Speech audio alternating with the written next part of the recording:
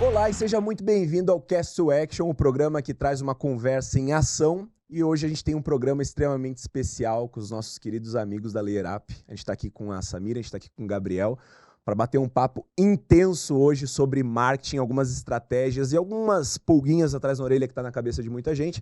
Meu nome é Eduardo Rodrigues, eu sou o diretor de operações do Mosquite. E eu sou o Alberto Brandão, Product Manager no Mosquite. E, gente, antes de mais nada, muito obrigado por terem topado estar aqui com a gente pra gente trocar essa ideia. A gente que agradece, Obrigado Dudu e Beto, obrigada pelo convite. É um prazer poder compartilhar um pouco da nossa jornada aqui com vocês. Pô, vai Temos muito ser... a aprender aqui. É, a gente tem muito a aprender e vai ser muito importante. Muita gente que a gente conhece, clientes e tudo mais, perguntando um monte de coisa sobre o que está acontecendo com o mercado, para onde as coisas vão. E acho que esse é um excelente espaço para isso. Para você que não conhece a Layerap, uma agência não é aventureira, não é novinha, tá desde 2014? 14. No ar. É bastante tempo ali. 11 então, anos. 11 anos. E trabalha com os gigantes. E trabalha com gente gigantesca. Tem iFood, tem Boticário. Tem iFood, Boticário, Vivo, Tecnisa, BRF, que são várias marcas, né? Michelin. Experiência tem. Tem um bocado. Tem gente também, né? tem 180 funcionários, 170 e poucos, né? É, tá quase em 180 colaboradores agora. Caramba, é gente pra É de caramba. tirar o chapéu, É de tirar o chapéu, é tirar o chapéu demais. Bom, gente, bem-vindos, mas antes da gente começar a conversar sério sobre as coisas, a gente tem o nosso querido quadro Verdade ou Mentira, e vocês têm que contar pra gente uma verdade, uma informação, uma história que seja verdade e uma história, informação que seja mentira.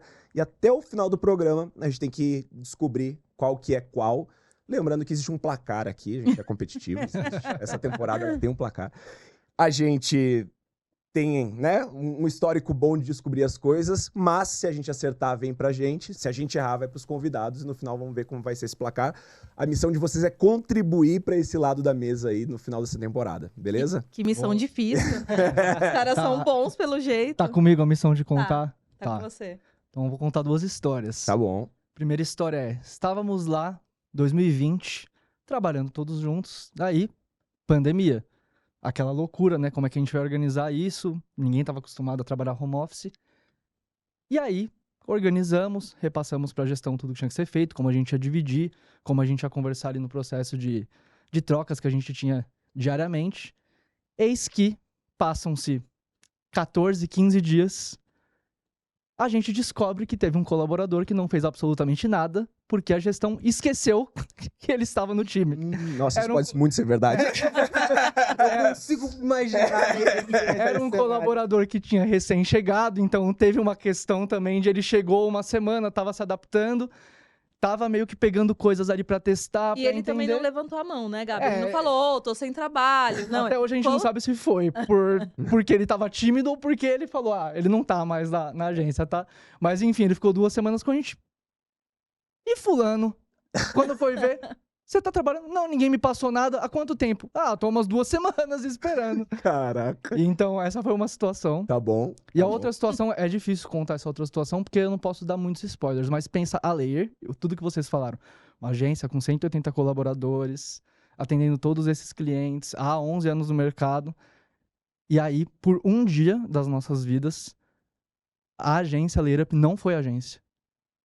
Tínhamos time, estávamos no espaço da agência, trabalhamos, mas a gente não trabalhou como agência, a gente fez uma outra coisa e entregamos um resultado. Eu não posso falar mais que isso, mas pensa que por um dia uma agência consolidada, tendo que entregar tudo para os clientes, ela não foi uma agência. Durante um dia. Durante um dia. Tá, mas e o que ela foi, vocês podem falar? Daí eu vou...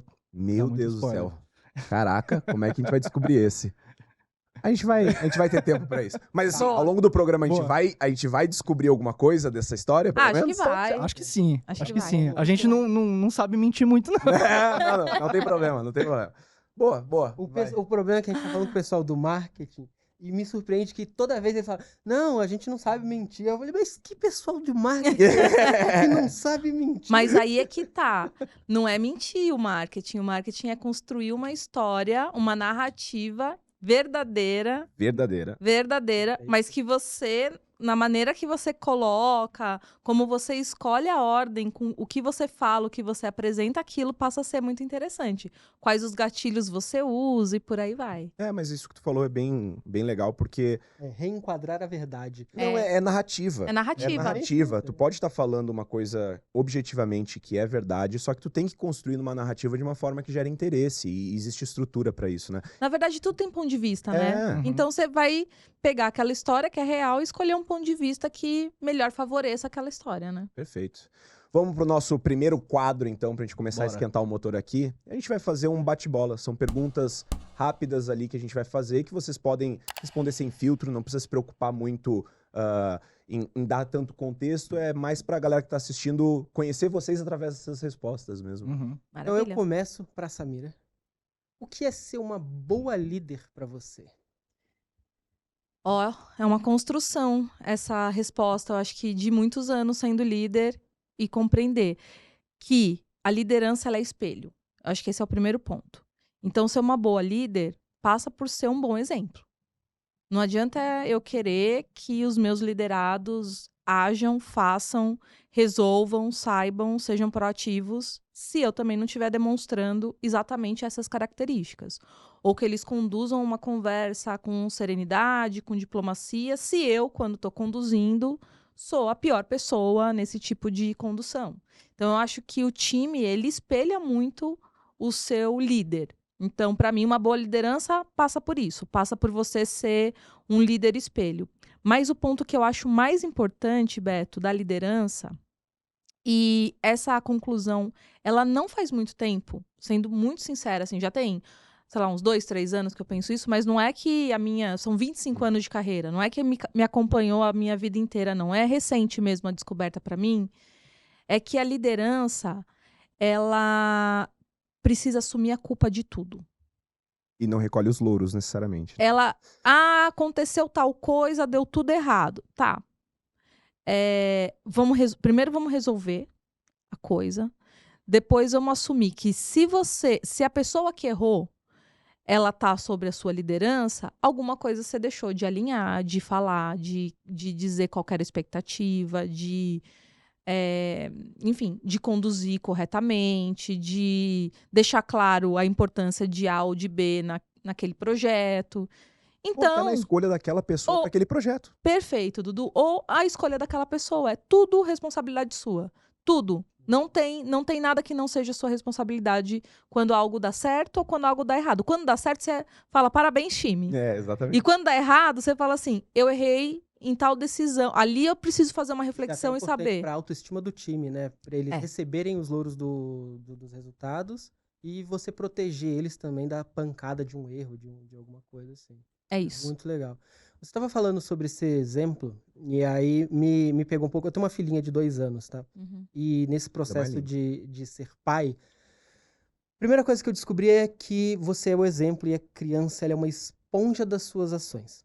E você começa a medir muito as próprias ações, como é que você lida com as coisas, como você reage às coisas, porque você sabe que a criança vai copiar aquilo. E quando você falou que você é um espelho do time, eu fiquei pensando assim, sendo pai ali, muitas vezes eu sinto que eu cresço, que eu sou obrigado a ser uma pessoa melhor, porque minha filha tá me olhando. Então, alguma coisa que talvez eu fosse cortar um caminho, fazer errado, eu falo, não, eu tenho que fazer isso certo, porque ela vai estar olhando e ela vai aprender disso. Você sente dentro da liderança ali que isso acontece, que você tem uns momentos que você sente que assim, cara, eu estou crescendo neste momento porque eu preciso ser exemplo e lidar com isso aqui de um outro jeito que não é o atalho, mas é o jeito certo, assim. Beto, eu não sei se é tão racional no momento em que está acontecendo, mas eu tenho exatamente essa mesma percepção que você, exatamente, assim, tipo, por exemplo, na vida cotidiana, talvez eu me permita me irritar com alguma coisa boba e, às vezes, eu não sou a pessoa mais correta do mundo em todas as áreas da vida. Às vezes eu posso me incomodar com alguma coisa, mas o Gabi está aqui, não me deixa mentir. Dentro do time, eu busco... São quantos anos que a gente trabalha juntos, Gabi? 8. 8 anos. Eu acho que o Gabi me viu brava mesmo umas 3, 4 vezes, assim, falando bastante sério. E quando alguém esquece um funcionário? Você fica muito brava ou tá pouco mais brava? no time. Você fica muito brava ou pouco brava? Eu contrataria de novo pra poder demitir mais uma vez. Entendi. Brincadeira. Mas é muito bom isso que tu trouxe, porque existe essa mítica do líder infalível que não existe. Não, No final dos contos é ser humano, e assim como a equipe vai errar, o líder vai errar, o importante é como tu vai lidar com esse erro, se retratar se necessário, mas assim, o erro ele vai existir de alguma maneira. Ninguém é à prova de erros, né? Então, tudo certo. E assumir vulnerabilidades, imperfeições. É um bom exemplo, inclusive. É parte de ser um bom líder. É falar assim, cara, neste cenário eu não lido tão bem, me desculpe, vamos aprender, foi mal. E dali em diante a gente segue. Boa. Mas, porque se for esperar que todo mundo é perfeito e ninguém erra, vai estar todo mundo errando ainda mais, esperando... Com a expectativa no acerto, né? Exatamente. Gabs, pra você essa aqui, tá? Bora. Performance e branding. Por que que existe uma percepção de que eles são inimigos um do outro? Pra ser bate-bola, essa é difícil. Eu poderia fazer um episódio falando disso aqui. E eu já tenho uma pergunta que eu levantei lá no almoço, lembra? Que eu vou fazer aqui. A gente tava falando de evento agora antes de começar e eu vou emendar. Boa. É uma mistura de alguns elementos. Eu acho que a gente poderia resumir, mas eu vou ter que me aprofundar um pouco, que Não tem problema. o líder que toma conta do dinheiro, ele ainda vê o orçamento de branding e de performance como coisas que se contrapõem, como se eles fossem inimigos. E, na verdade, eles não são. Eles são uma coisa só. E aí a gente pode trazer essa definição falsa que acontece por diversos pontos. Acho que o primeiro ponto é curto prazo e longo prazo. Então, normalmente, você tem um orçamento, principalmente quando a gente está falando de orçamentos curtos, que você tem que entender quando você vai fazer o gol. Eu preciso fazer mais gol. Então, onde eu consigo medir isso melhor? Então, eu preciso saber os leads, eu preciso saber as oportunidades, eu preciso gerar venda, eu preciso ter um controle maior. Como que eu vou medir tudo isso? E você consegue medir melhor tudo isso quando você está falando de performance.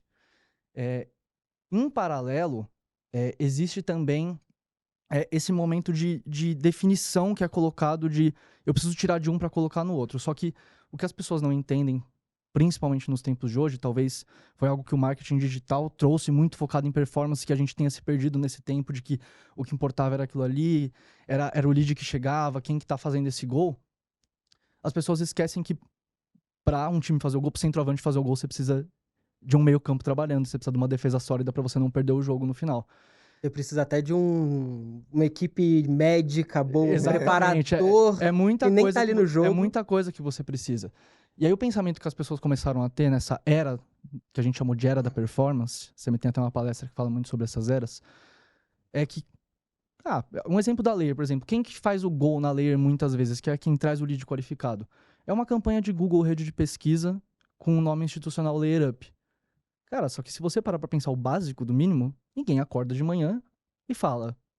Vou pesquisar Layer Up e vou ver o que aparece. Marketing, tô precisando. Então, assim, não é assim. Se as pessoas pesquisaram Layer Up é porque teve um trabalho gigantesco em volta disso para ela ter a Layer Up em mente. Estou precisando de uma agência, então eu vou no Google Layer Up, clico e peço um orçamento. E aí as pessoas começaram a achar que o Google Rede de Pesquisa ele era o Cristiano Ronaldo, porque ele fazia todos os gols. Mas, na verdade, ele poderia ser um atacante qualquer ali que empurrava a bola pra rede, porque deixavam ele na cara do gol sem goleiro. Então, eu acho que... E ainda mais, só me aprofundando um pouco mais, eu tenho estudado bastante comportamento do consumidor atual. E é meio óbvio, se você para pra ler vez ou outra como que o mundo tá. A gente vive num mundo que temos muitas empresas fazendo os mesmos serviços ou os mesmos produtos com qualidades parecidas, pode ser uma qualidade de alto nível ou de baixo nível, mas tem qualidades e tem opções com um ticket médio muito parecido. O que faz hoje um cliente optar por fechar com a Layer Up e não com outra agência, de você comprar esse celular e não outro, ou qualquer coisa do tipo, é conexão. É você conseguir enxergar os valores da marca dentro daquilo que você acredita. Isso está cada vez mais latente. Então, como é que você vai trabalhar performance? Como é que você vai querer vender? Como é que você vai querer que o seu Google Rede de Pesquisa faça o gol? Se você não tem esse fortalecimento por trás. Então, só para trazer uma pergunta mais direta, por que acontece essa briga? Porque gestores ou quem cuida desse dinheiro não conseguem entender que branding e performance eles não se contrapõem, eles são a mesma coisa. E aí a dica que eu deixo é, se você tem um orçamento curto que seja, não fique só em performance no sentido de vou trabalhar a rede de pesquisa e vou esquecer o resto. Porque uma marca hoje que ela não é forte, que ela não consegue se vender, que ela não consegue passar ideologia e cultura, ela vai morrer, ela não vai conseguir se manter. Porque vai ter outra marca fazendo isso. E aí essa pessoa, quando ela tiver que optar por fechar com alguém, ela vai fechar com quem ela confia. Ela vai lembrar dali primeiro, né? Aí eu vou fazer 2 perguntas que têm fim no mesmo lugar agora. E deixa aí. Tá aberta, né? Tá. Vamos... Não, é porque realmente é um assunto que Não, ele é importante. importante e ele tem aparecido com uma certa frequência. Não é a primeira vez que ele aparece numa roda de conversa assim. O primeiro é, você acha que existe meio que por um perdão de uma melhor palavra aqui, um fetiche pelo dado não, mas pelo número ali? Então, performance eu consigo muito justificar com número imediato, geração de lead, ROI, né? E quando você fala de awareness, de branding e tudo, isso é muito mais difícil de você mensurar numa cadeia, e aí as pessoas, obviamente, acabam preferindo não, eu vou colocar isso aqui em ad porque eu sei a quantidade, eu consigo medir isso. Sim. E aí, numa reunião com o pessoal de branding, eles vão pedir, eu preciso de investimento de tanto pra gente fazer um awareness lá, sei lá, no LinkedIn. Aí você vai falar, mas com esse dinheiro eu boto esse dinheiro ali no Ads e eu trago X leads. Só que aí tem um dever de casa deixando de ser feito ali. Como é que você... E aí, vocês estavam falando de evento e o exemplo que eu tenho da conversa que eu fiz antes, eu não tenho resposta para isso, tá? É realmente uma questão legítima. Assim. Filosófica. Porque assim, a gente estava falando de valores de eventos aqui e vamos chutar ali, sei lá, 60 mil para você ter um standzinho num evento, nada muito grandioso e tudo. E aí você vai apresentar um projeto desse, às vezes, e a pessoa olha para você e fala assim, cara, mas se eu meto 60 mil em tráfego, eu vou chover lead aqui dentro. Como é que você argumenta para contrapor uma situação dessa? Porque é muito difícil brigar com o número, né? Então é uma pergunta meio... Eu acho que as pessoas não têm fetiche por dado, porque eu acho que é bom você ter fetiche por dado. Eu falei dado, mas era pelo número. Sim, ali, né? Eu acho que as pessoas, e acho que é do ser humano isso, tem um fetiche pelo controle e microgerenciamento de tudo. É um controle ou uma impressão do controle, né? Eu acho que assim, como eu não consigo medir a relevância que aquele evento me trouxe com algo mais concreto, aquilo se torna desconhecido para mim. E por aquilo ser desconhecido, aquilo me assusta. E se aquilo me assusta e eu não tenho conhecimento, aquilo talvez não faça sentido, não vale tanto quanto o lead que eu gerei na rede de pesquisa. Só que, se você está trabalhando rede de pesquisa, e eu volto na questão de conexão, e a pessoa não conhece a sua marca, tem estudos do Neil Patel falando sobre você ser visto 6 ou 7 vezes para que a pessoa preste atenção na sua empresa. Então, se você não está no evento, ou se você não está presente em outras frentes, e outra empresa está e ela é concorrente sua, você pode ter certeza que pode até conversar ali na rede de pesquisa, mas a gente faz prestação de serviço. A gente sabe que quando alguém procura uma agência, não está procurando só a layup, está fazendo 3, 4, 5 orçamentos. A gente está concorrendo.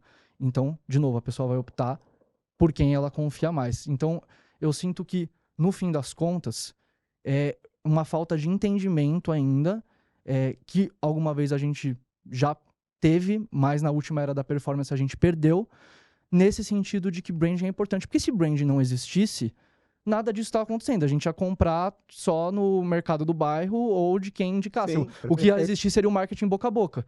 Por que você atravessa a cidade para comer num restaurante? Por que você paga a mais por um celular, sendo que o outro celular faz a mesma coisa que aquele? Você foi por branding.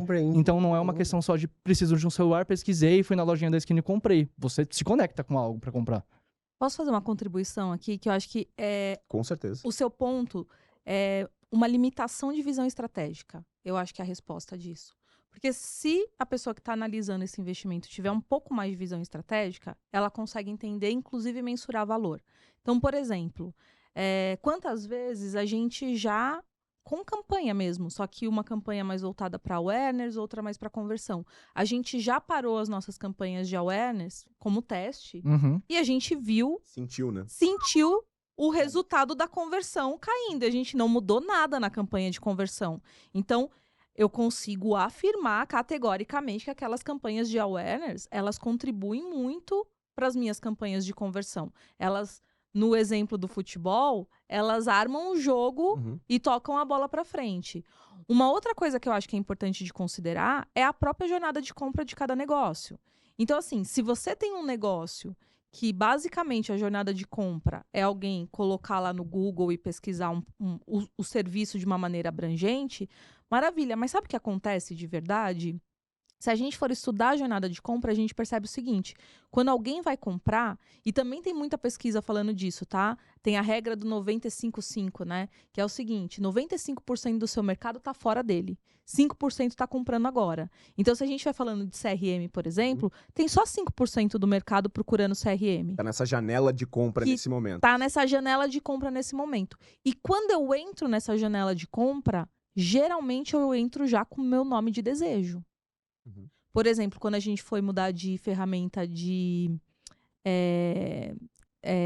arquivos, né, de nuvem, eu já tinha um nome.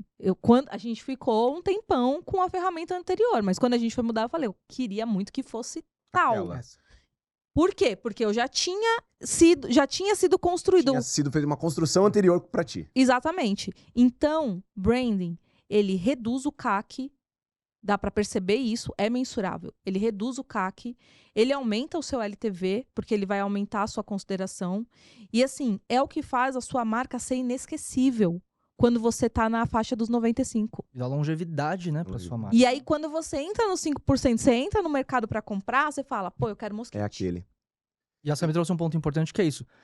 Dá pra medir, né? É como você alinha essa expectativa internamente, porque se a pessoa que você reporta, ela quiser o dado do evento na semana seguinte, quanto que gerou de venda?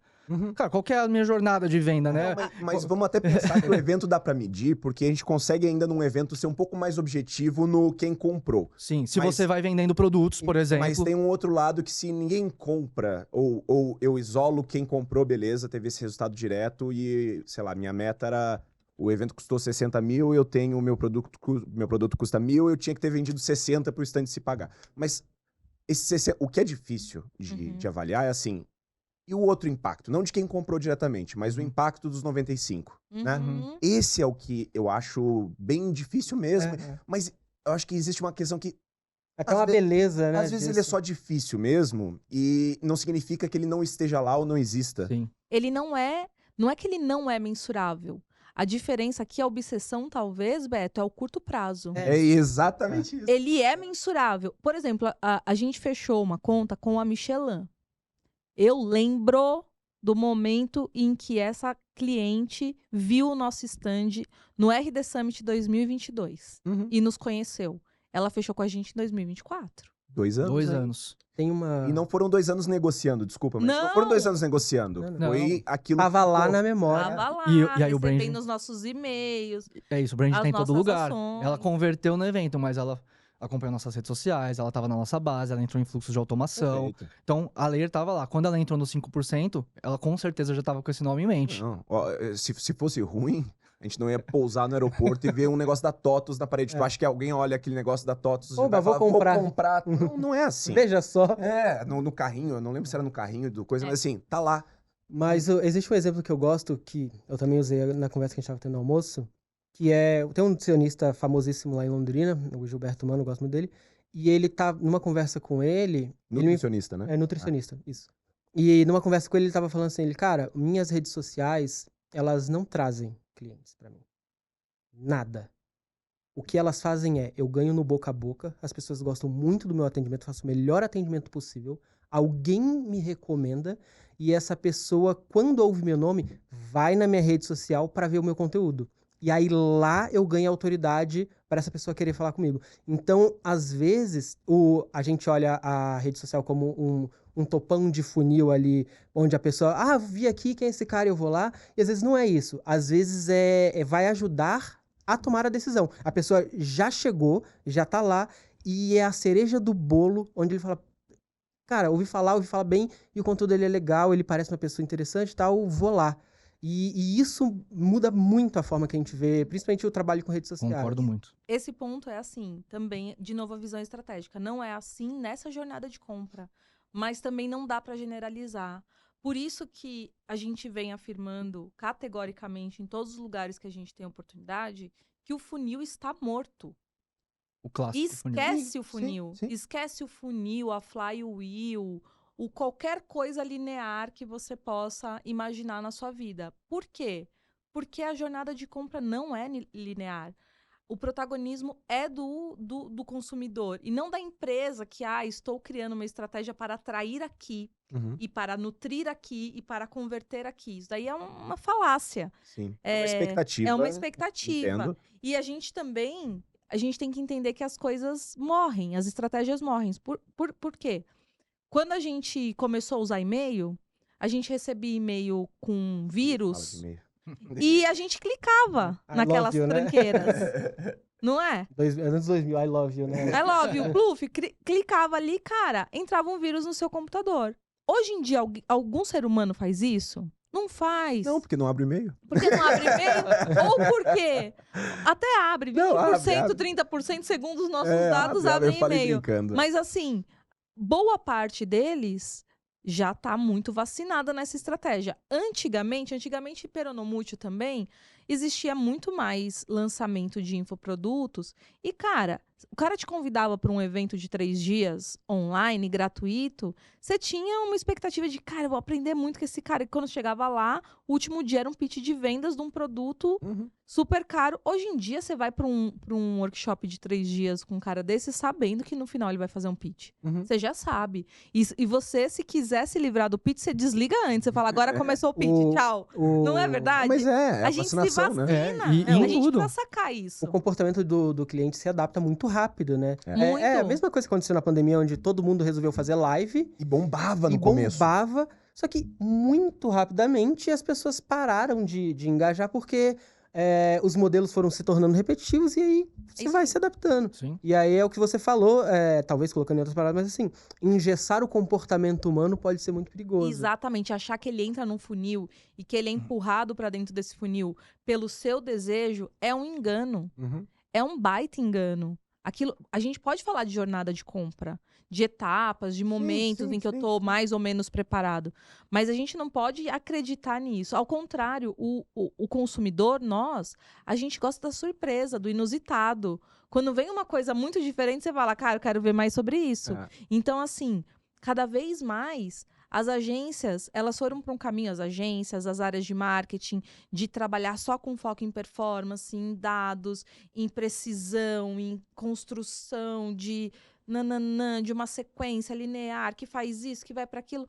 Cara, isso é previsível. E se é previsível, não é mais marketing. Marketing eu tô curiosa, eu tô interessada, eu desejo ver. Nossa, me surpreendeu. A gente sempre fala do desejo, né, no marketing, mas agora que você falou isso, me clicou aqui como as pessoas falam do desejo no marketing de uma forma mecânica, né? E não do estimular o desejo mesmo, do eu quero isso, dessa forma. Sabe o que acontece? Eu acho que algumas coisas foram muito boas. Tipo assim, o Aaron Ross, ele trouxe pra gente uma visão de um engenheiro. Receita previsível. Foi usada como playbook, ainda é usada como playbook. Eu estudei aquilo no detalhe. Playbook, a gente tem um curso, funil de vendas em Y, a gente usa boa parte da teoria do Receita Previsível. Então, assim, a cabeça de um engenheiro trabalhando. E é animal. O fundador da RD Station é um engenheiro, o Eric Santos. Animal.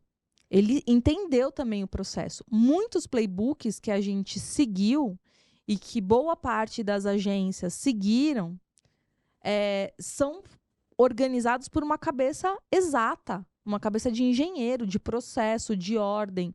Só que comunicação é caos também. Quando a gente fala, eu não vou entrar nessa seara aqui com vocês, porque eu não vou enlouquecer vocês. Mas eu estudei, eu tenho uma primeira formação em cinema, em roteiro de cinema, uma segunda formação em produção editorial e depois uma terceira formação em marketing. Era só caos. Quando eu estudei semiótica, a minha cabeça explodiu. A comunicação, o que está sendo comunicado, tem tantas camadas, tem tantas layers. Olha aí as coisas surgindo. Layer up. Exatamente. A comunicação tem tantas nuances que ela não pode, ela pode, em alguns momentos, ser simplificada num processo. Eu posso usar o processo para falar, pô, essa mecânica aqui funciona, eu vou replicar. Mas se a gente ficar só olhando processos sem uma camada criativa, sem uma camada que comunique, que emociona, e emoção pode ser nostalgia, pode ser surpresa, qualquer emoção. Pode ser até emoção ruim, muitas vezes. Pode ser espanto. E um bom storytelling, ele tem que Ele ter uma tem- emoção ele ruim tem pra que ter- você afundar junto e subir junto. Ele tem que ter uma crise, né? Ele tem que ter. Então, tem Conflito. todos esses elementos. Esses elementos estão, na sua pergunta inicial, no branding. Sim, totalmente. E aí um ponto também importante de dizer é que quando você falou da rede social ali, muitas vezes isso acontece em layer. A gente tem programas, por exemplo, que eu apresento e tudo mais, e que talvez naquele momento um ou outro não dão o engajamento que a gente colocou como meta, mas eles servem muito como vitrine nessa jornada não linear, porque muitas vezes isso vai acontecer. Eu preciso fazer vídeos. O que a Layer faz pra ela mesma? Ele entra, talvez, aquele vídeo que talvez não deu engajamento lá atrás, que ele vai olhar e falar, putz, esse vídeo é muito legal, cara, eu queria fazer isso daqui pra mim também. Então, a gente começa a entrar nessas nuances que antes, a rede social é pra conhecerem a sua marca, ou pra você divulgar um material rico, pra você gerar uma conversão. E agora ela serve pra... Sempre serviu, mas agora a gente entendeu que ela serve pra muito além disso. É o que a Layer tem pra oferecer. E é por isso que quando a gente fala do branding, eu falei aqui do Neil Patel, você tem que estar em todos os canais possíveis, porque em algum momento, se esse lead, se essa oportunidade for te buscar em um canal e você não estiver lá e tiver uma concorrência sua, você já fica um pouco para trás. Mas só rapidinho, é muito interessante isso que vocês estão trazendo, falando até de canais e falando dessa percepção cartesiana de um processo, e isso sendo a única forma de tu conseguir gerar crescimento para uma empresa, né? Não é então de se surpreender que tá todo mundo reclamando que o CAC tá cada vez mais alto. Porque a gente tá congestionando os mesmos canais, colocando as mesmas estratégias, das mesmas formas, e aí a gente tá competindo por atenção de uma maneira onde nunca na história da humanidade a gente precisou competir antes pela atenção de alguém. Só que das mesmas formas de todo mundo, e aí, ok, sim, o seu CAC vai estar alto. Não tem o que fazer. E tem um outro lado do branding também, que eu acho extremamente importante, e de novo, né? É o mesmo investimento. Isso é uma característica muito que performance ela não tem muito, pelo menos na minha visão geral, e vocês podem discordar e trazer uma outra visão, mas a performance, no momento que eu escolho uma linha das milhares de performance que eu posso seguir, ela vai ser muito focada para um objetivo específico. Então, assim, eu vou colocar esse dinheiro aqui numa campanha determinada XYZ, que quando tal coisa acontecer, eu vou aparecer e beleza, ótimo. Tá errado? Nem um pouco. Não. Só que o branding ele tem uma característica dele conseguir ser muito mais diluído. Se eu faço campanhas ou estratégias de branding, eu tenho uma tendência não só de a pessoa que está chegando, mas esse mesmo R$1 que eu coloquei na pessoa que está chegando, eu posso estar olhando para o meu pós-venda, para uma renovação de contrato, para uma venda de um novo produto ou serviço para esse cliente que já custou muito dinheiro para trazer antes. O branding ele tem essa característica que ele consegue diluir esse investimento em muitos lugares diferentes. E aí vem a questão do pró e o contra. Qual que é o contra? Ele é o contra porque eu tenho muito mais dificuldade de mensurar. O pró é que o dinheiro que eu coloco ali, ele vai em muito mais lugares. É muito essa visão, assim, que eu consigo enxergar dessa dualidade, né? Sim, a performance tem que ser trabalhada, mas não existe uma empresa que sobreviveu só de performance. anos e anos só de performance. E nem só de brand. No passado, talvez sim, mas é que hoje em dia é difícil. A performance ela é essencial para você conseguir vender, fazer caixa girar, atacar o antigo fundo de funil. Mas é aquilo, se você quiser ter uma empresa que vai durar anos e que vai ser relevante, você tem que ter o brand, senão você vai dar pequenos voos de galinha e talvez em um desses voos você não sobreviva. A gente tá falando de branding muito forte aqui, e a fala dela foi muito boa, porque ela está falando de branding e ela construiu uma fala sobre camadas que se linka com, obviamente, o nome da agência dela. E ela me vendeu a agência dela assim, desse jeito. Foi desse jeito que ela me vendeu. Foi aí que ela me vendeu. Foi épico. Eu treino esse pitch há muito tempo. Não, mas perfeito. Mas foi executado na perfeição. E agora eu tô muito curioso pro próximo quadro, que é a história... A gente quer o Forjado no Fogo agora, nosso quadro.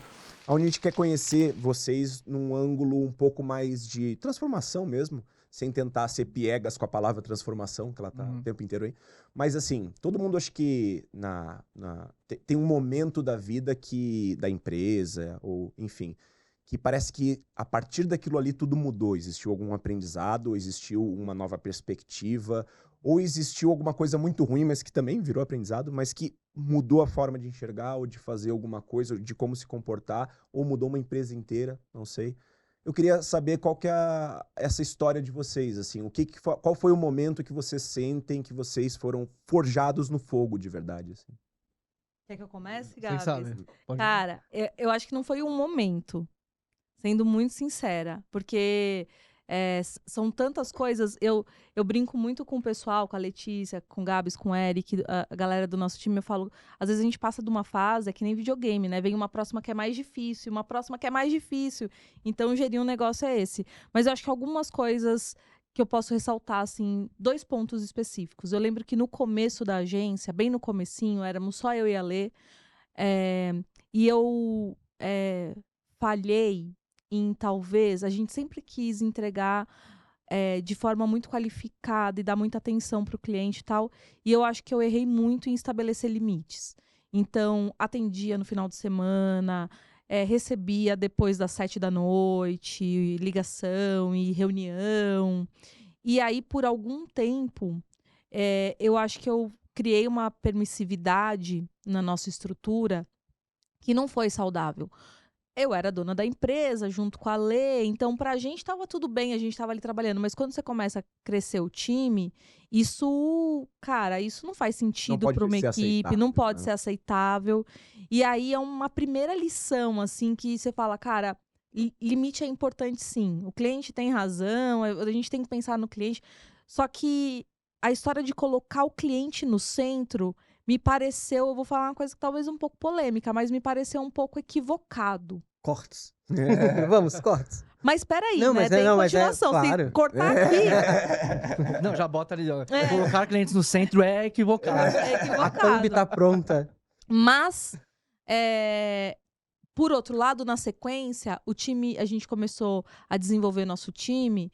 Então, o time foi crescendo. De repente, nós éramos 10 pessoas. De repente, em um ano, de 10, a gente virou 30. Nossa. Em um ano, a gente triplicou. 3x, É muita coisa e você também se perde no meio desse caminho. Então, também tem um monte de dificuldade. O próprio risco da cultura se perder, né?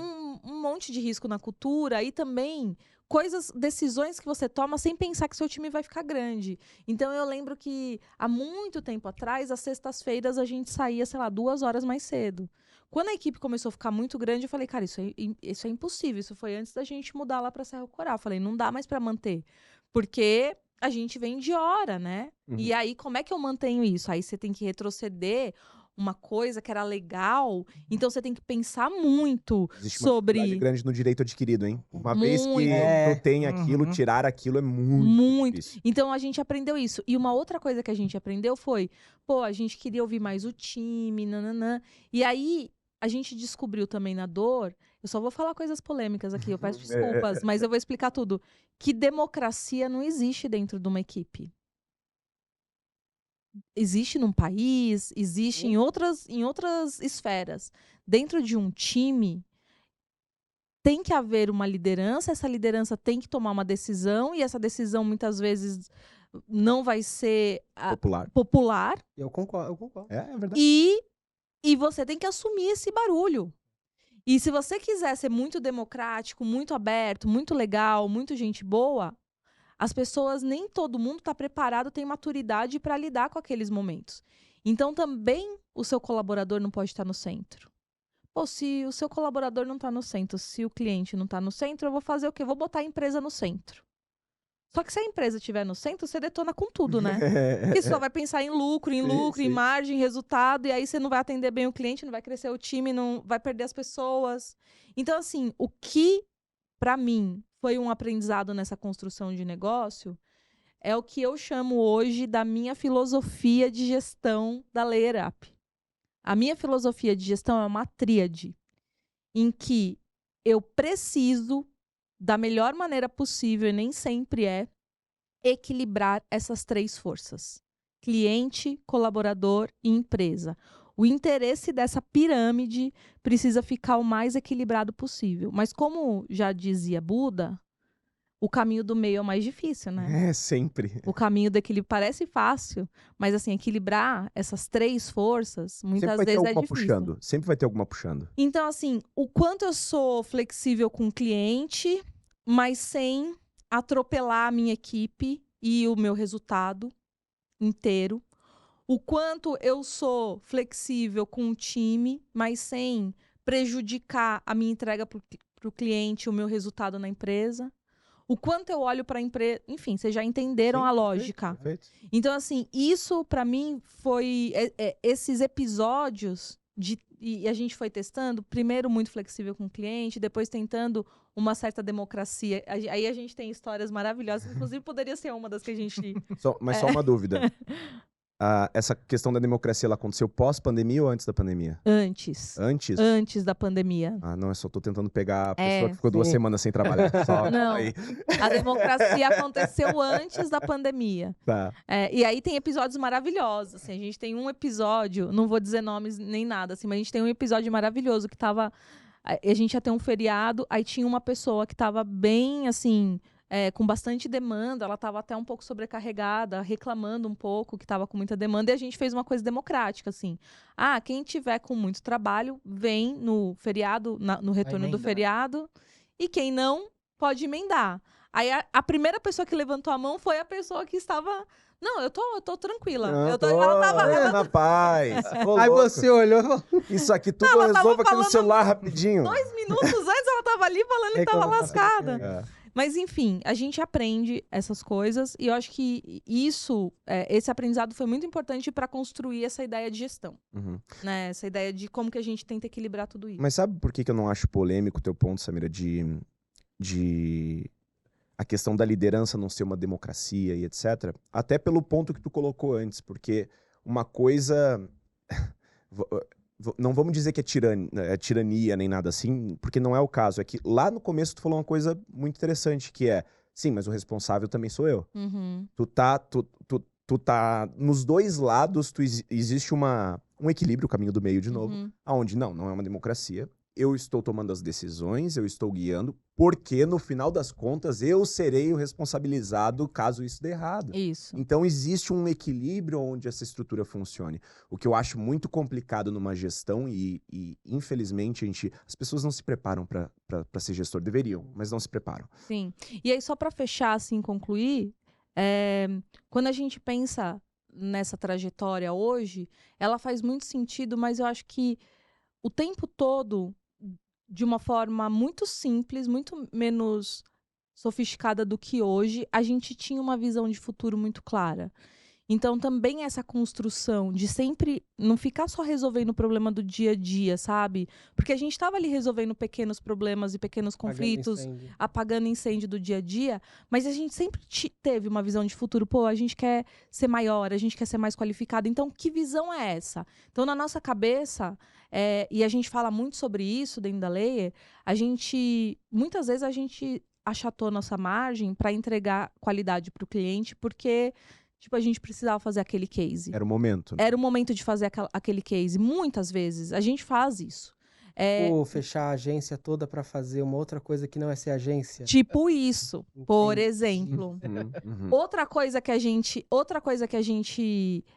exerce muito assim na Layer é, cara, esse time aqui que eu tenho, eu precisava de um especialista tal. Não vai fechar a conta agora, talvez eu vou ter que vender mais 1 ou 2 contas para fechar, mas isso vai trazer um avanço e qualidade nesses projetos aqui, e a gente vai lá e faz esse investimento. Então, a gente realmente coloca, na nossa visão, para quem é acionista da Layer hoje, a gente tem muito mais cabeça de fundador do que de acionista. Qual que é a minha visão no final das contas? Fundador quer fazer o negócio crescer. Quer fazer o porquinho engordar, ficar bonito. E acionista quer fatiar. Quer tirar o bacon, né? Quer tirar o bacon. Tá esperando só o tamanho exato para tirar o bacon. Vamos, fatia aí. Exatamente. E pra gente, isso é muito importante. Então, essa visão a gente sabe muito bem. Eu não vou contar aqui, porque todos os nossos possíveis concorrentes devem estar assistindo. Não, brincadeira. Mas assim, a gente sabe exatamente onde a gente quer chegar. A gente sabe que vai chegar. A gente tem certeza absoluta que vai chegar. É uma questão vai ser mais rápido ou mais lento. Mas a gente tá construindo e tá trilhando aquele caminho. A gente sabe qual é o caminho. E a gente sabe que precisa de qualidade, que precisa de construção de case e, sobretudo, que a gente precisa ser irremediavelmente diferente dos nossos concorrentes em cada entrega que a gente faz. Porque se a gente for igual, a gente é esquecível. A gente é mais do mesmo. E é por isso que nós não somos iguais. Nós somos muito diferentes. Você falou sobre os concorrentes, e eu tenho uma observação desse processo da construção do podcast e tudo, que é uma observação que a gente já fez hoje também, de outras formas, mas você mencionou os concorrentes, estão olhando e tudo, e, óbvio, o mercado é muito maior do que... E eles são meus amigos, vários deles. Exatamente. Mas é exatamente isso que eu ia mencionar, assim, porque você está falando de concorrente, a gente começou com um monte de agência, e apesar de existir uma concorrência óbvia, não existe uma animosidade, assim, vocês começaram com fulano da tal, vocês falaram com não sei quem, chama tal pessoa que vai ser muito legal ouvir, então, apesar da concorrência, de você falar assim, eu sei que foi brincando e tudo, mas é muito interessante ver também o mercado interagindo de uma forma madura, onde não é canibalizar, vou maltratar aqui o meu concorrente. Não. Mas, cara, isso é tão importante a ponto de cada agência com as suas entregas e formas de entregar únicas e ou não, né? Daí vai depender muito. Mas assim, cada um da sua forma e na sua estrutura, eu acho que essa troca, ela acaba sendo importante porque no final das contas, vocês estão no mesmo ecossistema, os clientes de vocês muitas vezes estão no mesmo ecossistema ou no mesmo pé de igualdade de alguma coisa de concorrência ou de mercado ou do que quer que seja. E se vocês têm essa conexão, por exemplo, tá? Eu vou usar de novo, eu vou voltar nesse lugar porque ele tá sendo um lugar confortável nesse momento na minha cabeça. Mas, todo mundo tá reclamando do CAC alto, todo mundo tá. E é um lugar onde vocês podem debater. Porque, no final das contas, pega os clientes de vocês e mais de 10 agências tão relevantes quanto vocês que existem hoje. Cara, juntos vocês conseguem chegar em situações que estão acontecendo e questões que, pô, se juntar todos os clientes desses 10, eles não vão chegar nesse Digo lugar. que além disso, porque se uma pessoa teve uma experiência ruim com uma agência e procura outra agência, ela ainda acredita nisso e a gente consegue provar. Uhum. Cada agência que não faz um bom trabalho, ou se a gente não se ajudar e queimar esse ecossistema, a pessoa deixa de acreditar em agência. Exato. Então a gente está cortando potenciais clientes aqui.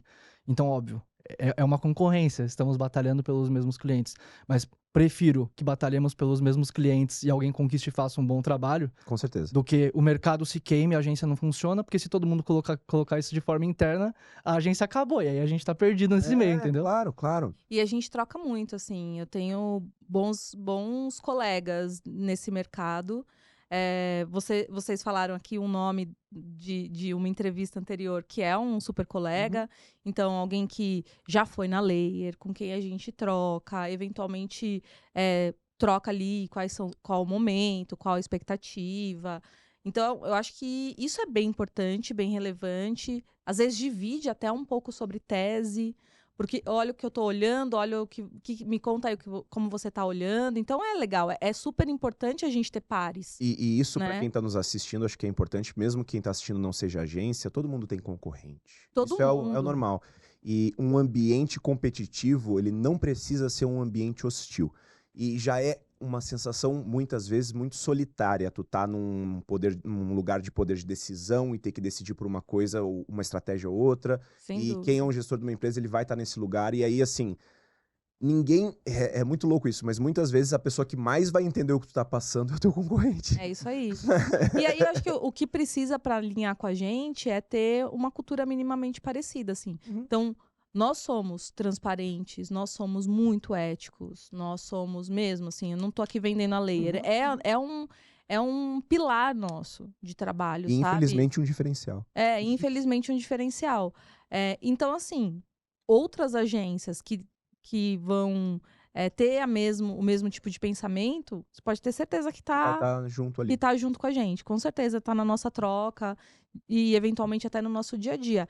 Por muito tempo, a gente já, inclusive, fez indicações. Quando a gente... Hoje, a gente tem uma base de leads, só pra você ter uma ideia, que 80 e tantos % dos leads que chegam até a gente não necessariamente conseguem estar dentro do ICP que a gente pode atender. Então, boa parte desses leads, a gente indica para quem a gente conhece, Confia no trabalho. confia no trabalho, etc. e tal. Muito importante. Vamos ver as Vamos para as perguntas. perguntinhas? A gente conversou com uma galera, principalmente a base de clientes nossos, quando a gente estava fazendo esse projeto. E provavelmente nas próximas temporadas não vai ser só essa galera, vai ter muito mais gente mandando, mas a gente pediu para a galera separar várias perguntas.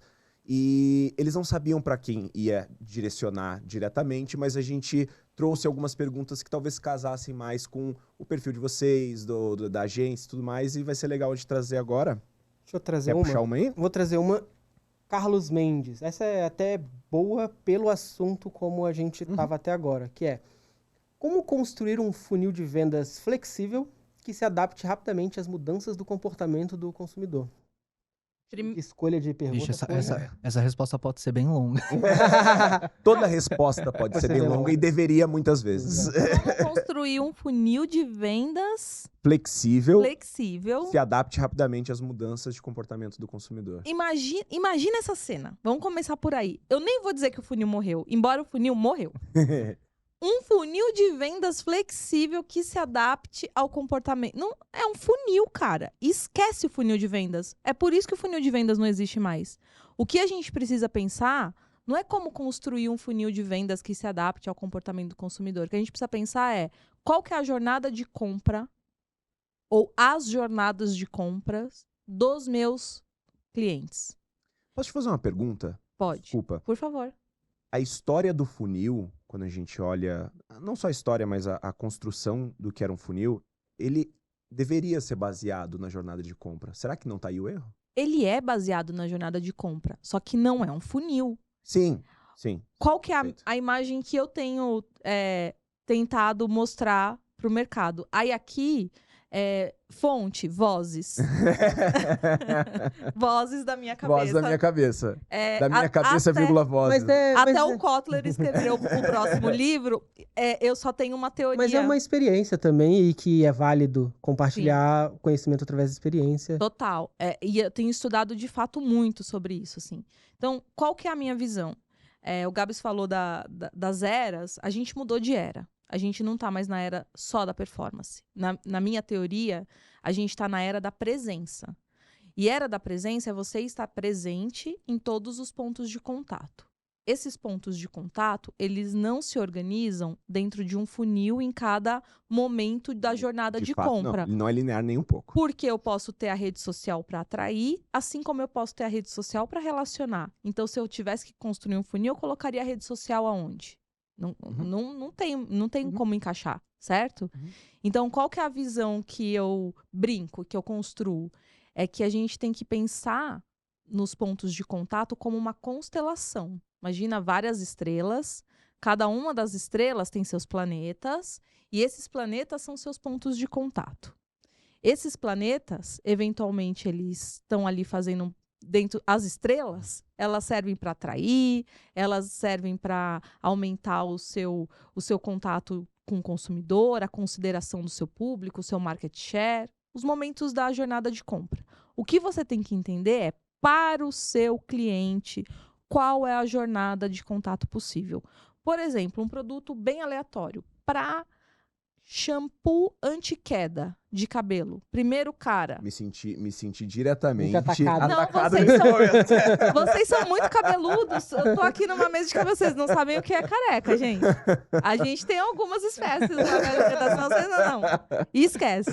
Olha, o cara vai perceber que tá caindo cabelo, vai se preocupar, vai buscar provavelmente conteúdo de especialista, de dermato, não... né? Não da marca X ou Y. E aí, ele vai provavelmente escolher um ponto de contato seguro. O que é um ponto de contato seguro? Um ponto de compra, desculpa, seguro. O que é? Uma farmácia. Um lugar onde vão ter produtos bons para anti-queda. Então, descoberto isso, digamos que isso esteja correto, cara, eu preciso ter conteúdo pro meu cabelo está caindo e agora, em várias redes e pontos. Lugares diferentes. Eu preciso ter bons influencers e criadores de conteúdo que São autoridade. autoridade que atestam que o meu produto funciona. E, de fato, meu produto tem que funcionar. Aí que tá a transparência. E eu preciso estar no ponto de venda que seja redes de farmácia. Pronto, isso é um funil. Só que isso é um funil para esse produto. Pro médico já não funciona assim. Pra Leia já não funciona assim. Pra Mosquite já não funciona assim. Então, o que a gente tem que pensar é que todos os pontos de contato estão aí. A gente precisa olhar para eles como uma constelação. Várias coisas. Essas setinhas maravilhosas aqui. Exatamente essas setinhas. Alguma vai clicar lá e vai dar resultado na call to action. Né? Mas é que é isso. Acho que existe essa obsessão pela receita. E isso é horrível. É a obsessão de... é que a gente se sente confortável nesse lugar, né? De, funciona assim, aí vai acontecer assado, e eu vi isso funcionar em outro lugar, então eu quero essa receita pra mim, sendo que é o que tu falou. A impressão do controle. Muda completamente o eu fiz alguns vídeos falando do comportamento do consumidor, canais da Lei, a gente vai deixar no final. Com certeza. E hoje o comportamento é esse, a tomada de decisão, ela é feita no que estão chamando de micromomentos. Que é aquele micromomento daquela coisa que você recebeu, que você vai e você compra. E é só a gente se colocar no lugar, né? Somos consumidores de algo.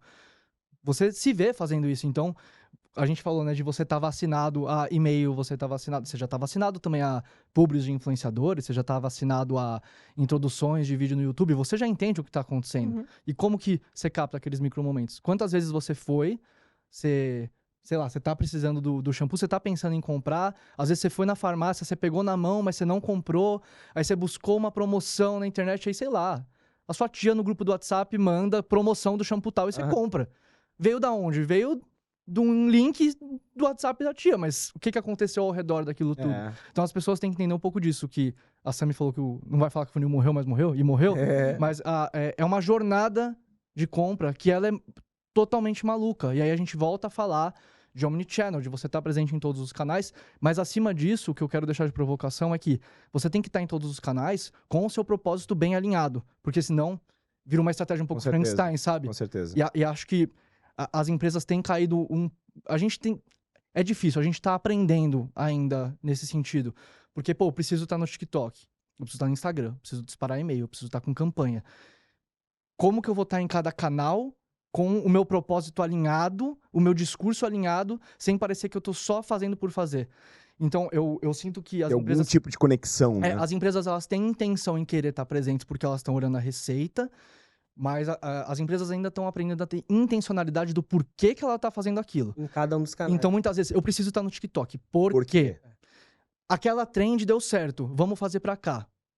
Por quê? Faz sentido? Porque e sou eu que tenho que estar no TikTok ou é um creator que já tem esse campo, esse espaço? Ou os dois. Ou como os dois. fazer. Então, às vezes, olha uma trend, nossa, deu super certo aquela trend, vamos fazer. Mas fala com o seu público, tem sentido?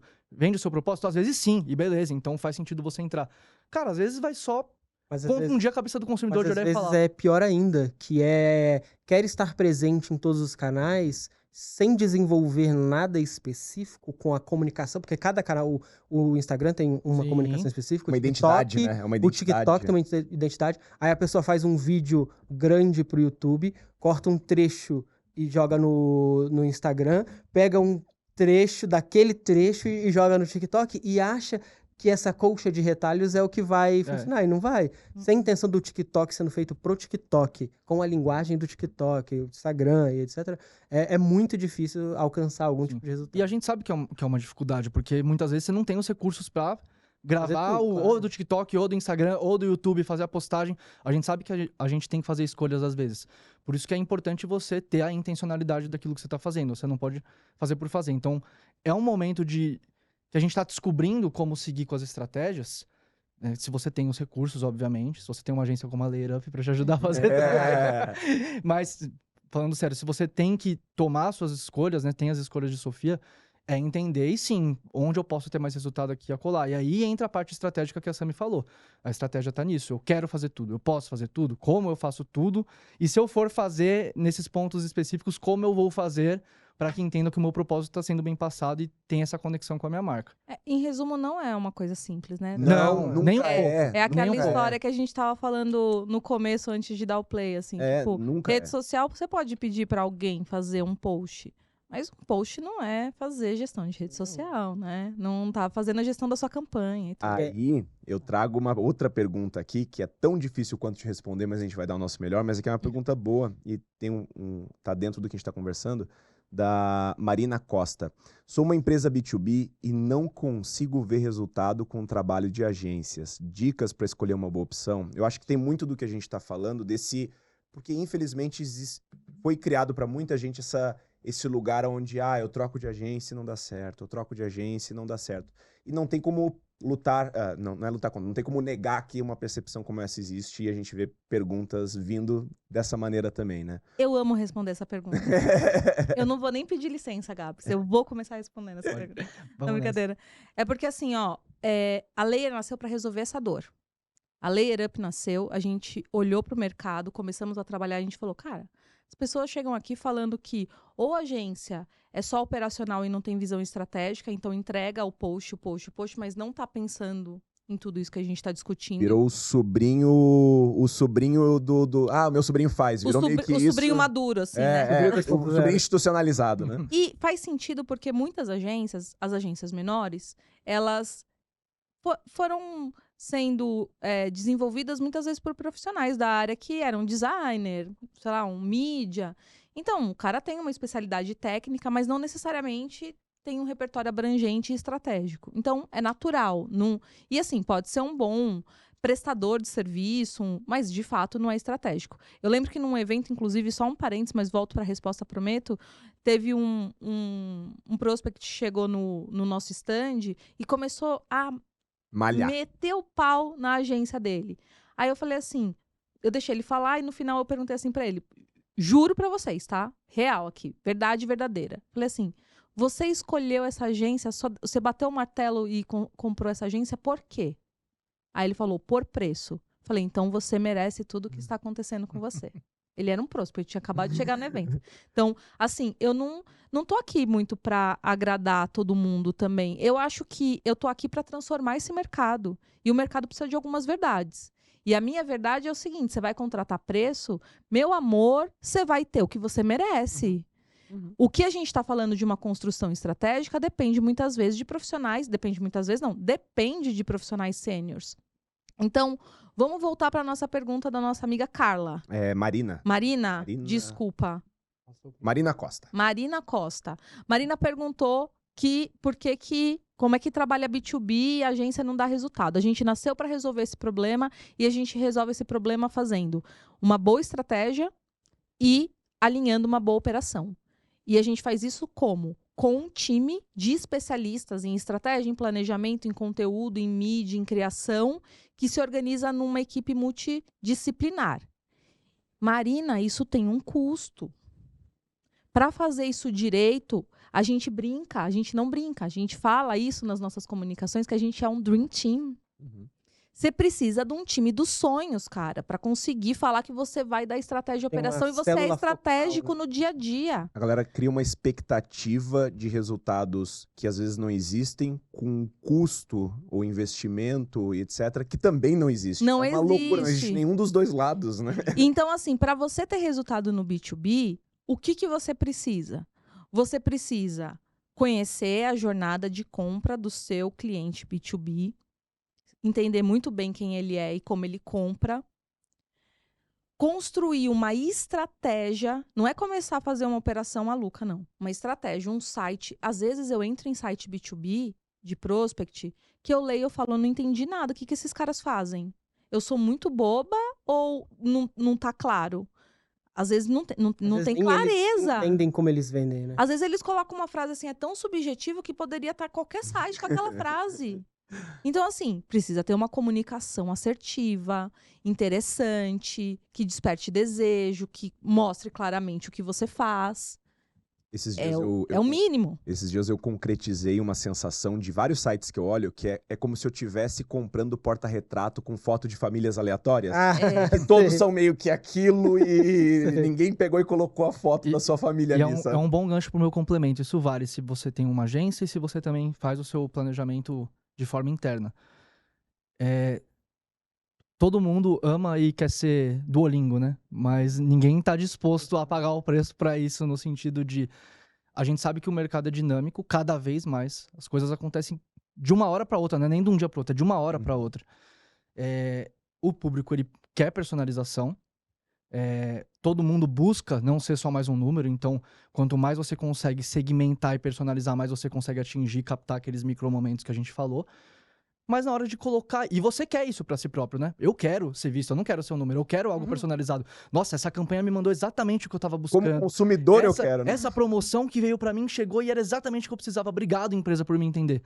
Só que às vezes você, como empresa, você não personaliza. Você cria um escopo, ou você cria um planejamento no início do seu ano, você fecha aquilo e Deus me livre se alguma coisa mudar. Qualquer dinâmica que der, nossa senhora. E as empresas têm que entender que as coisas, elas já sempre mudaram. Mas agora, da noite pro dia, se você tiver que reunir o seu time, se você tiver que rever o seu plano de ação, se você tiver que criar algo, se você viu uma oportunidade de criar algo para ser feito até o final do dia, você tem que fazer. Então eu sinto que muitas vezes os escopos fechados fazem com que você simplesmente ingesse o que é para ser processo, se torna burocracia ruim. Cumprindo tabela ali. Você cumpre tabela, falta a intencionalidade que a gente já comentou aqui, e você vai ficando para trás, porque vai ter a empresa que tá ligada no que tá acontecendo e vai estar personalizando, vai estar mudando, vai estar dando dinamismo e vai entregar mais do que você. E percebe que isso que o Gabi falou precisa de estratégia, né? Eu não tô só fazendo uma operação aqui, ó, vou fazer uma publicação por dia. Não. Opa, tem um movimento no mercado, tem um negócio diferente, dá pra gente aproveitar essa onda, comunicar. Isso é uma visão estratégica. Demanda muito trabalho. E demanda muito trabalho. E tem que ter uma cabeça... Não tem que ter só...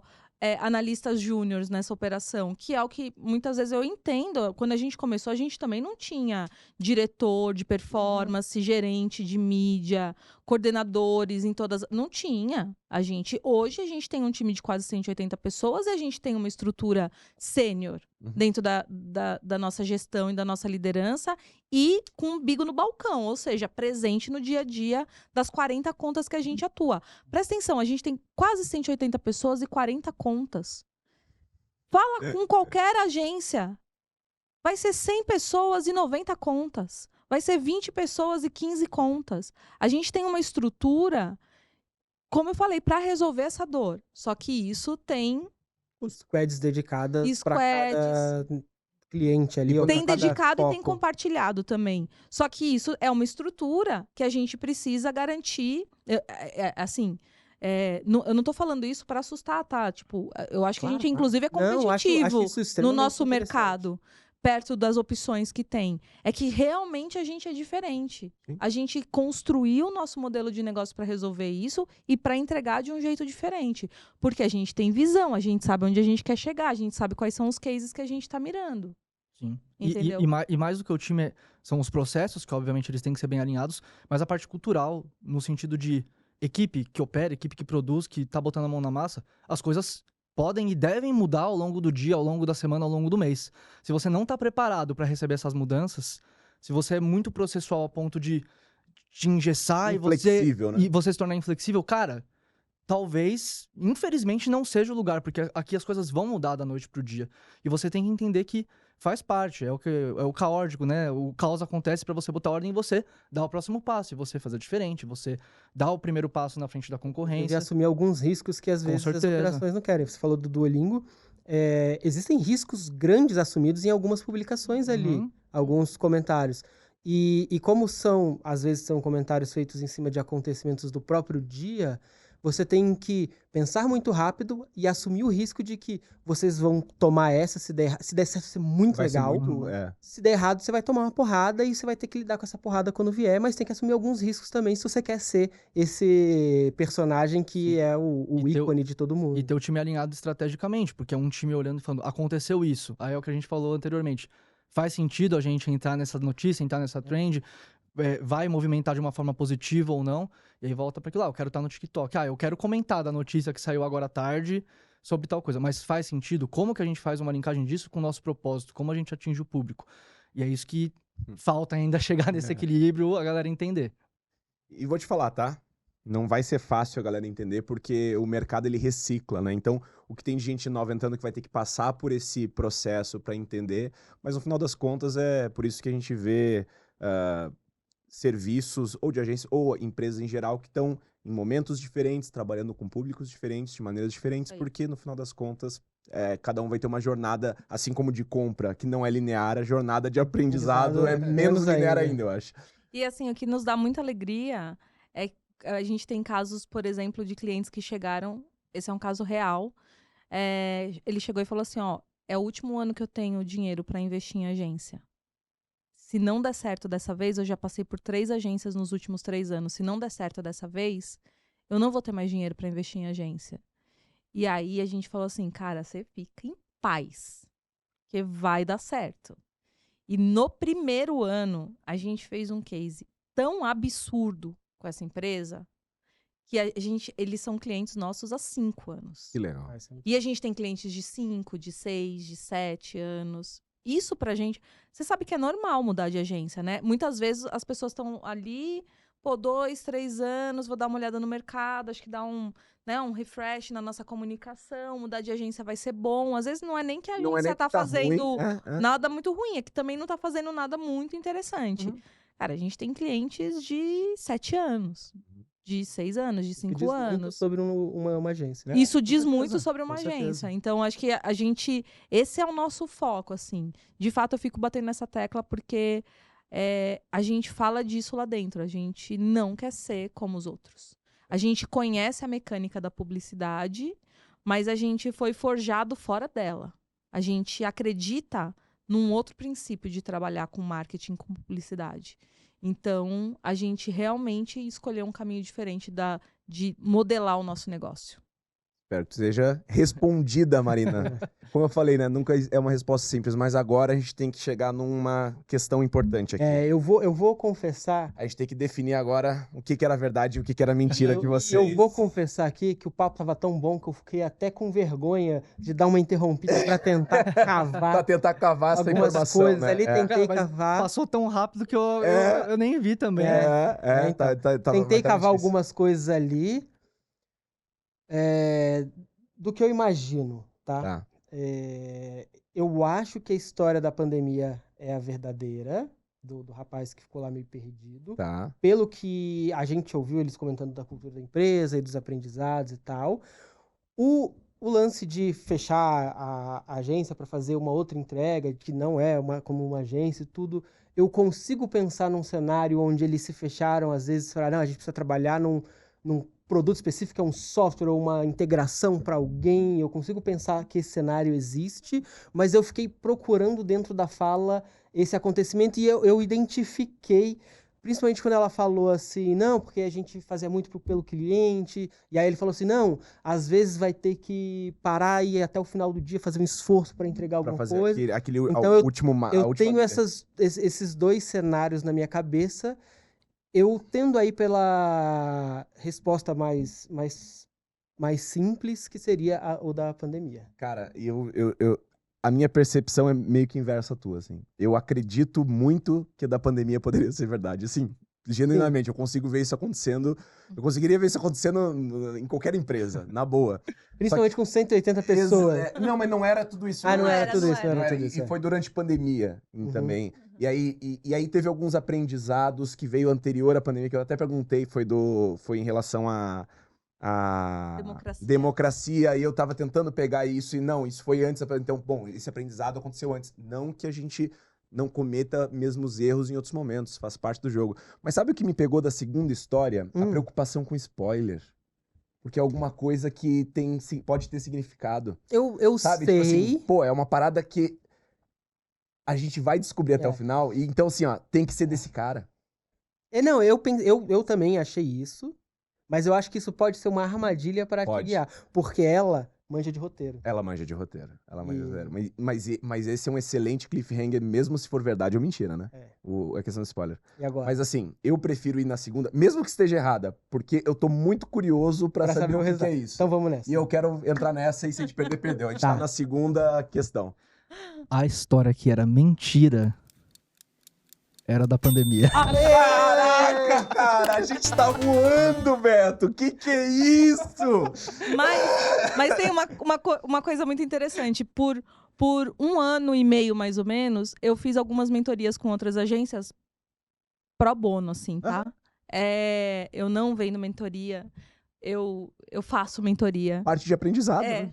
E aí teve uma pessoa que me contou essa história. E eu consigo Então ver eu só acontecer peguei a perfeitamente. história de alguém. Eu peço desculpa. Não, ela é verdade, só não é verdade aqui, mas ela acontece. Não, isso Mas é o jamais melhor aconteceria. cenário, perfeito. Isso jamais aconteceria com a gente, porque eu lembro quando ela me contou, eu me choquei, porque assim, a gente tem gestão de projetos, ferramentas, enfim. Não, tem mil um formas processo de evitar isso. de daily, Eu diária, todo eu mundo pensei até em entra. perguntar assim, então, vocês usam. O que ele tinha falado que usa Discord, né? Na conversa que a gente teve lá fora. Eu falei, mas pô, no Discord essa pessoa ficou offline? Não, mas é que assim, é que a justificativa foi boa, que na transição de pandemia, que às vezes as pessoas não estavam Às preparadas. vezes ele nem usava Discord lá Cara, ainda. foi uma excelente história. Essa história é real, só que não é nossa. Tá, mas vamos lá. Felizes de ter botado a dúvida na cabeça de vocês. Agora, Tá não, bom. conseguiu, mas a minha dúvida é, tá, e aí? Então, Por que vocês pararam um dia inteiro? Então, a gente parou um dia inteiro e, inclusive, era algo que a gente já pensava em fazer, está em curso agora, a gente vai chegar lá, mas nós criamos uma estratégia, né, uma ação para um parceiro nosso, que é a Fundação Grupo Boticário, que a gente fez uma live de 24 horas para eles. Nossa! E ela foi atrelada ao canal off, então a gente deixou o canal off para as pessoas entenderem que a falta que a natureza pode fazer. Então, a gente, animal, a gente mandava as pessoas pra live e a gente fez essa live de 24 horas. E a gente fez essa live na Layer. Então, um dia antes, a gente fechou a Layer e a gente montou um estúdio pra uma live de 24 horas lá. Então, a gente tinha 3 cenários, a gente tinha fundo verde, a gente tinha espaço pra intérpretes de Libras, a gente tinha espaço pro time de transmissão. E aí, toda a questão de luz, vocês sabem a complexidade que é pro estúdio aqui. Imagina a agência. Então, Nossa. era a luz, era a câmera, era microfone, era a transmissão. E aí, a gente transformou. Então, num dia, a gente fez os nossos ensaios e no dia da live, a gente fez a live.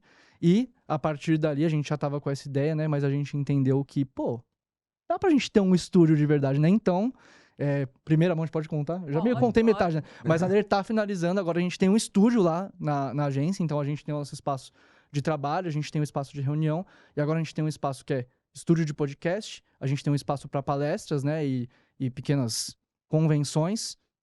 E tá super legal, a gente vai ter camarim, a gente vai ter espaço pra coffee, a gente vai ter espaço Camarim é Muito chique, tá? legal. Camarim é chique, tá? E é isso, entendeu? Que a gente falou um pouco do caótico, né? Às vezes você assume riscos, né? Cara, a gente consegue fazer. Como a gente quebra a cabeça pra fazer isso? Pô, a gente pode fazer esse canto aqui é um cenário, aquele é outro, e testa a câmera, onde vai ficar a intérprete de Libras e a transmissão. Cara, construímos com segurança de que ia dar certo, deu tudo certo, a live tá disponível pra quem quiser assistir nos canais da Fundação. E aí, dando super certo, a gente entendeu, cara, a gente pode ter também esse produto, esse serviço aqui. E é isso, foi quando a gente fechou ali. Então, a gente realmente dispôs de uma boa parte de time, né, pra fazer transmissão, de apresentadores, de roteirização, de saque em tempo real nas redes sociais, enfim, a gente não parou a agência inteira, né? Tinha uma pequena. Não, cara, um pequeno baitzinho nessa história. Mas faz muito a gente, sentido. Mas o espaço, sim, mas né? o espaço, sim, a gente fechou, não recebemos cliente, não fizemos trabalho de prestação de serviço de marketing e publicidade. A gente prestou um serviço de estúdio e transmissão ali. Muito forte. Sabe o que é o mais legal dessa história toda, que conecta muito o que a gente tava falando para poder finalizar? É que é isso, né? Olha o risco que é o investimento como esse que vocês estão fazendo, de fazer estúdio, fazer camarim, fazer tudo. Mas é o tipo de coisa que tu só aceita esse tipo de risco quando tu tem uma noção de onde tu quer chegar, que é o que a Samira trouxe alguns momentos aqui, que é exatamente isso, né? Quando você sabe onde você quer chegar, você sabe o que tem que fazer e vai trabalhar para dar certo naquilo, né? Gente, querem dar alguma mensagem para quem tá nos assistindo? Onde é que a gente encontra vocês? Quem tiver interessado? Encontra? Eu vou deixar as redes da Layer aqui para quem quiser acompanhar. Se você pesquisar Layer Up em qualquer rede mesmo, Layer Up BR, mas escrevendo Layer Up na pesquisa ali para facilitar, você já encontra. Ainda bem, Então, né? a Layer tá em... Gente, realmente, Omnichannel, a gente tá em todos os lugares que vocês imaginarem. Então, no YouTube, a gente tem o nosso podcast também, o Layer Talks. A gente tem um programa que eu apresento, o Layer Explica. A gente tem diversas lives. A gente tem aftermovies dos nossos eventos, bastidores. É o canal bem completo. A gente tá em TikTok, Instagram, Facebook, LinkedIn. Quem quiser acessar o nosso site, layerup.com.br. Lá dá para saber mais sobre todos os nossos serviços. A gente tem quase ou mais de 40 cases publicados de diversos segmentos. Se vocês quiserem saber um pouquinho o que a gente faz para os nossos parceiros, quem são os nossos parceiros, a gente tem diversos cases lá. E é isso, a gente tem conteúdo novo todo santo dia, vídeo todo santo dia quase também, vocês podem acompanhar. E a nossa ideia é, obviamente, além de ter o trabalho comercial que a gente tem que ter, mas acima disso a gente gosta de educar o mercado, de passar um pouco da nossa cultura, fomentar mesmo tudo isso. Então todos os nossos conteúdos vão ter educação, né? Então eles vão ter um pouco de lições que a gente tem no dia a dia, um pouco de como a gente está enxergando o mercado, pesquisas, tendências. Eu tenho certeza que a gente pode ajudar todo mundo aí. Animal. Muito bom, muito bom. Muito Eu legal. quero agradecer. Muito obrigada, foi muito divertido. A gente quase fez um ponto aqui. Quase. Foi por pouco. Mas pulei quase no não é erro. fazer, tá? É isso aí, é isso aí. Aí eu tô ciente, vamos nos preparar, né, nas próximas rodadas, se tiver oportunidade. Vai Mas ter. muito obrigada. E o meu recado, na verdade, a minha provocação para agências ou para quem está buscando agência, mas primeiro para os meus colegas agências, assim, é a gente de fato propor uma revolução nesse mercado. Esse é um propósito pessoal meu. Eu acredito que a gente tem... O Brasil, ele é o 8º ou 9º PIB do mundo. E se a gente pegar 100 maiores empresas do planeta, não tem nenhuma brasileira lá. E como agência de marketing, a gente tem condições de construir marcas muito poderosas. Então, o meu propósito pessoal, o meu objetivo de vida é também levar empresas brasileiras para esse ranking, para tornar marcas realmente inesquecíveis, fortes, que cresçam, que conquistem um mercado muito maior. E a gente precisa ser excelente na nossa entrega. A gente precisa realmente se comprometer com esse resultado, olhar aquela última linha lá do PNL de todo mundo e falar como é que eu impacto aqui. É para isso que a gente existe. Então, essa é a minha provocação. E minha provocação também para quem contrata a agência, né? Para a gente fazer um marketing melhor, mais consciente. O Gabi usou uma palavra que eu gosto muito, que ele falou intencional algumas vezes, mais intencional, mais estratégico. Seja com a Layer, seja com um dos tantos parceiros que vão passar por aqui, por esse palco, mas que a gente consiga realmente fazer uma transformação no nosso mercado.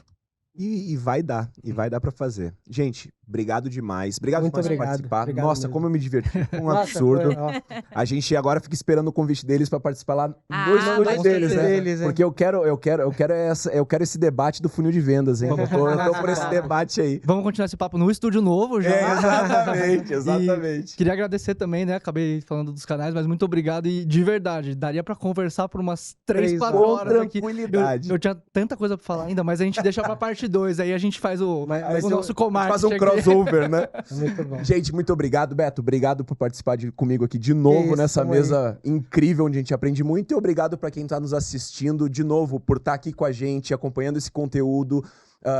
Fica à vontade para mandar suas perguntas, se conectar com o pessoal da Layer, se conectar com a gente, trocar ideias sobre o que for necessário. E, no mais, gente, um abraço para vocês e até a próxima. Valeu. 3-0.